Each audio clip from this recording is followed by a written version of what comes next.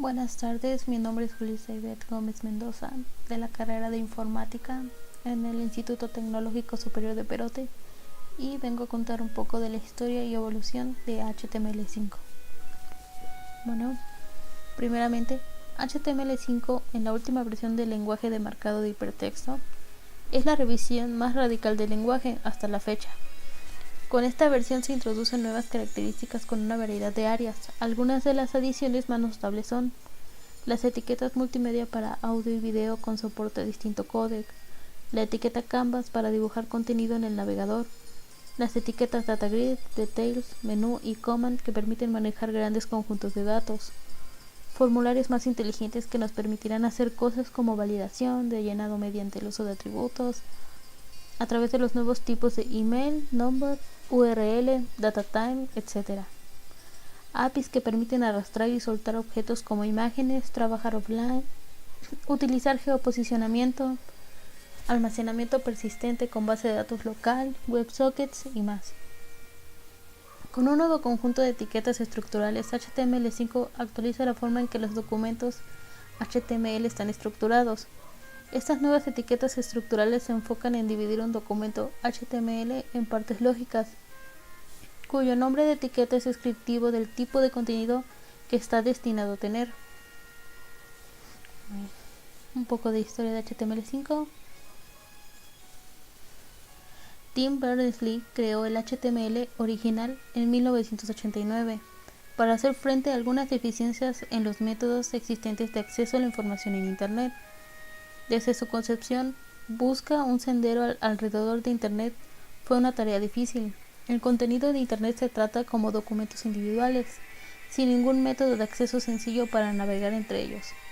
Uno básicamente tenía que conocer las direcciones de los documentos que se estaban buscando y entrar en ellos a mano. Para solucionar este problema, Berners-Lee creó dos tecnologías.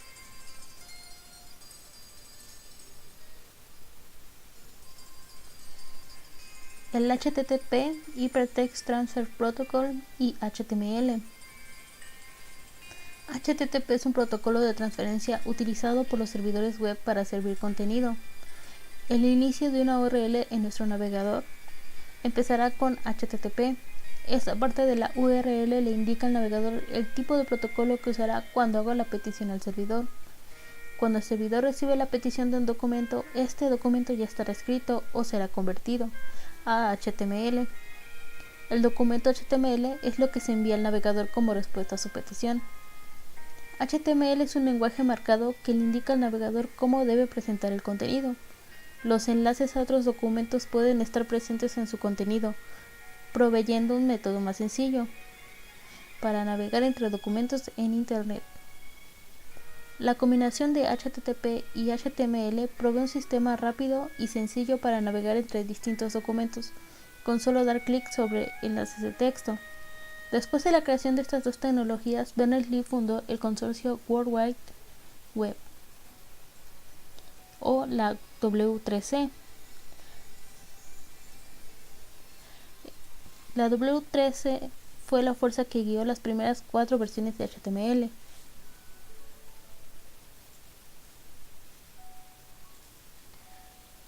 La World Wide Web es una red de recursos de información. La web se basa en 3 mecanismos para hacer que estos recursos estén listos y a disposición de la mayor audiencia posible.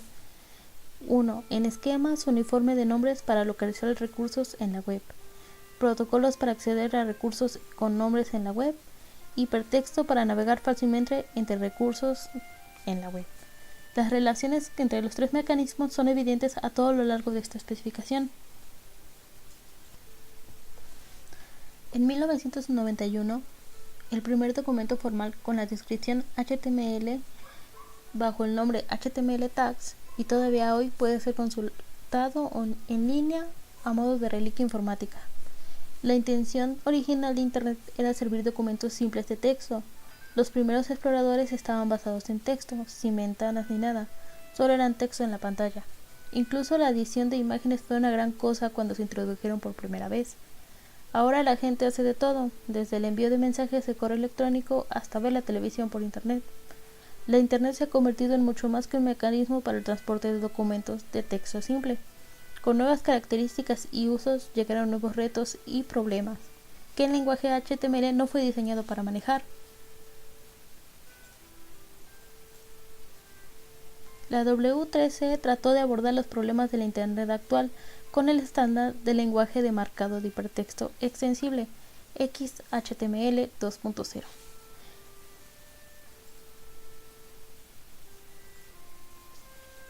Sin embargo, esta norma no fue bien recibida y en su mayor parte ha sido abandonada.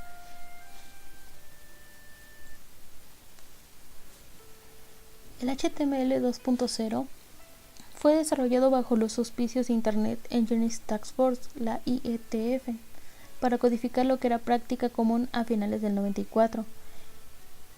Y HTML 3.0 nació en 1995. A medida que la red se extendía, los documentos que circulaban por ella se hicieron más complejos y completos. La versión 2.0 pronto se mostró demasiado limitada para cumplir con su cometido: mostrar las páginas web en las terminales de los usuarios. Por entonces, la IETF era el encargado de normalizar todo lo relativo a la recién nacida red de redes, y elaboró la versión 3.0 que pretendía incorporar las nuevas etiquetas y las que estuvieran por llegar. La mayoría de las personas están de acuerdo en que los documentos HTML deberían funcionar bien en diferentes navegadores y plataformas. Gracias a la interoperabilidad de los proveedores de contenidos reducen gastos, ya que solo deben desarrollar una versión de cada documento. Si este esfuerzo no se realiza, hay un riesgo mayor en que la web se convierta en el mundo propietario de formatos incompatibles, que al final acabarían por reducir el potencial comercial de la web para todos los que forman parte de ella.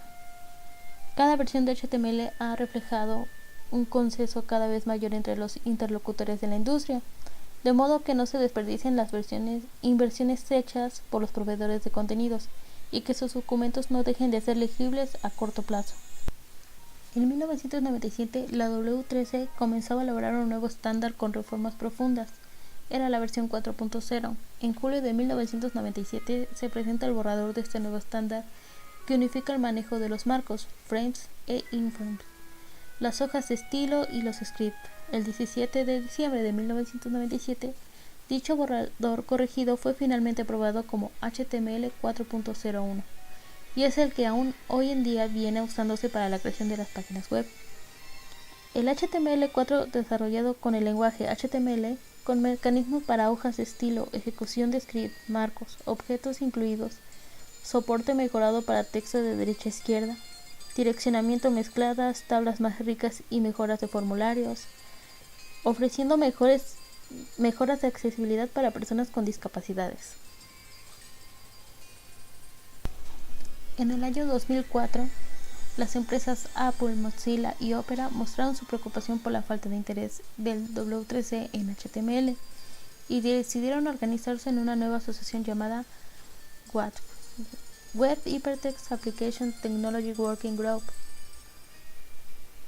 la cual es una comunidad de personas interesadas en la evolución de HTML y las tecnologías conexas. La WHAT tiene un pequeño comité de invitados llamados miembros, que tienen el poder de impugnar las especificaciones que propone el editor de estas. Cualquiera puede participar como colaborador, solo tiene que unirse a la lista del correo de WHAT. La lista de correo cuenta con más de 800 usuarios registrados. La W3C trató de abandonar los problemas de la Internet actual con el estándar del lenguaje de marcado de hipertexto 2.0.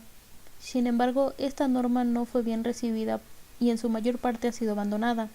En el 2004, mientras que la W3C se centró en el estándar XHTML 2.0, un grupo que ya habíamos mencionado, que es la Web Hypertext Application Technology Working Group, empezó a trabajar en el estándar HTML5, que fue mejor recibido que el estándar XHTML 2.0. En el 2007, la W3C abandonó el estándar XHTML 2.0 y ahora está trabajando con el WHAT en el desarrollo de HTML5. Hay que decir, como la señal la propia especificación de HTML5, que la especificación publicada por la WHAT no es idéntica a la especificación publicada por la W3C. Las principales diferencias entre ambas versiones radican en que la versión de de la WHATWG incluye características no incluidas en la versión de la W3C. Algunas de ellas se han omitido, pero pueden ser consideradas para futuras revisiones de HTML, más allá de HTML5, y otras características fueron omitidas porque en la W3C se han publicado como especificaciones separadas. En estos momentos HTML5 no ha sido oficialmente liberado. La mayor parte de los contenidos de la web aún se están escribiendo para la especificación de HTML4. Sin embargo, varios navegadores incluyen soporte para la especificación de HTML5, debido a que cada navegador puede soportar solo algunas características de HTML5. Las cosas pueden ser un poco pesadas. Antes de escribir un sitio web basado en HTML5, hay que probar cada uno de los navegadores, o por lo menos los más usados, para asegurarnos de que cuenta con las características o funcionalidades que vamos a utilizar en nuestro sitio. HTML5 hasta ahora. La idea de que todo lo proporcionado por el borrador de HTML5 no es solo lenguaje HTML, ya que aparte de disponer de nuevas etiquetas, también vamos a disponer de nuevas APIs de desarrollo. Esto implica que se debe tener mucho cuidado en el desarrollo de aplicaciones web, como antes habíamos mencionado. La WHA propone nuevas APIs, nuevos elementos, etc., que pueden ser descartados para la W3C y viceversa. Un ejemplo es el uso de la API de almacenamiento web SQL, que se proporciona con HTML5. Debido a las limitaciones existentes en el almacenamiento web, se sabe lo limitadas que son las cookies en cuanto a capacidad de almacenamiento de solo 4 KB. HTML5 propuso el uso de la API de almacenamiento web SQL local, por lo que algunos fabricantes de navegadores proporcionaron soporte a dicha API. El resultado final fue el desarrollo de esta API por parte de la W3C y fue su descontinuidad. Otro ejemplo exponente de lo indicado también pudiera ser la API WebSocket y todos los problemas de seguridad asociados a la misma, lo que ha producido que navegadores tan conocidos como Opera Firefox, quien ha dado soporte a dicha interfaz de desarrollo, hayan tenido que dar marcha atrás y eliminar el soporte de sus navegadores.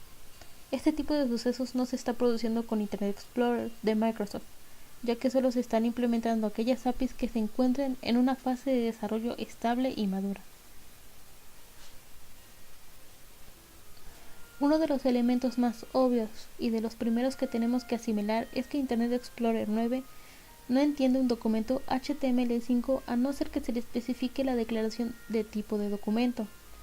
A diferencia de la anterior especificación donde disponíamos de 3 declaraciones de tipo de documento, ahora solo hay que especificar una.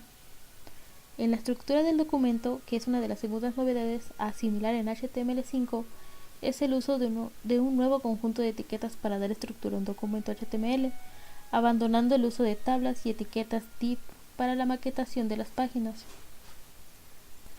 HTML5 también incluye nuevas etiquetas para identificar datos de tipo fecha, valores que expresen importes o cantidades numéricas, o la realización de énfasis en palabras o textos que lo requieren, así como de etiquetas que realizan publicación y manejo de datos. Los formularios HTML son mejorados con una redefinición de nuevos tipos de elementos. Para la etiqueta input, eliminando la sequedad o la falta de tipos de datos que existían para los formularios en HTML4. También han sido incorporados al lenguaje nuevos atributos para los elementos de formulario, que harán las delicias de los diseñadores web. Las etiquetas no soportadas, que son para futuros desarrollos o diseños a realizar sobre entornos web, que HTML5 ha dejado en la estacada algunas etiquetas, bien porque han perdido su significado o bien porque su funcionalidad se ha cubierto por otras etiquetas distintas. Se suman más empresas. Se siguen sumando las empresas y navegadores que usan HTML5 como estándar gracias a la fuerza que han ganado los dispositivos celulares y tabletas, además del extendido uso de los sistemas operativos iOS y Android. La nueva versión de HTML contiene elementos dedicados ampliamente a mejorar la experiencia del usuario, haciendo más fácil el diseño para agregar elementos de audio, video y en general de la web, así como organizar sus contenidos utilizando menos código. Aunque la versión es más eficiente y ocupa menos recursos en la computadora del cliente, En particular, mediante el uso del nuevo reproductor que no requiere Flash o Adobe Player para utilizarse y siendo HTML5 compatible con versiones anteriores, utilizar la versión en una página ya diseñada implica un menor trabajo que si fuera una colección completamente nueva. Por el contrario, HTML5 radica fuertemente en las capacidades del explorador, por lo que en estos momentos no todos los exploradores lo soportan. Actualmente solo Chrome, Safari, Firefox y Opera soportan la mayoría de las características. Bueno, aquí termina un pequeño breve momento de la historia de HTML5 y hasta la próxima.